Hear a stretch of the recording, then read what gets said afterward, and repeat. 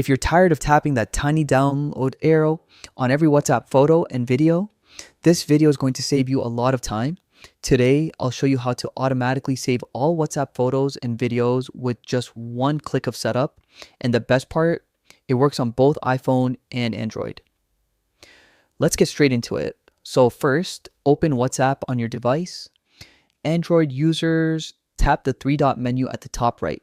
iPhone users, your settings button is at the bottom right. Now go into settings, then select storage and data. This is where all your media handling options live. Inside storage and data, look for media auto download. This is the key setting that controls what gets saved instantly on your phone.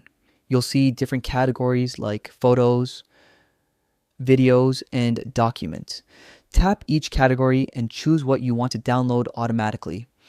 Now, make sure you tick the options for when using mobile data and when connected to Wi-Fi. This tells WhatsApp to save your incoming photos and videos without asking for permission each time. And if you travel a lot, there's also an option for roaming, but keep in mind, this might use extra mobile data depending on your carrier. Once you've turned on the auto download settings you want, that's it. You're done. From now on, every photo and video someone sends you will save directly into your phone's gallery. No extra tapping, no waiting, no missing important media because you forgot to download it.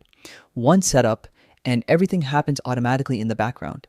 So if you're someone who receives a lot of photos from groups, family, or clients, this simple setting can make your life way easier. And that wraps it up. If this quick guide helped you, don't forget to hit like, subscribe, and share it with someone who struggles with WhatsApp downloads every day. Thanks for watching, and I'll see you in the next one.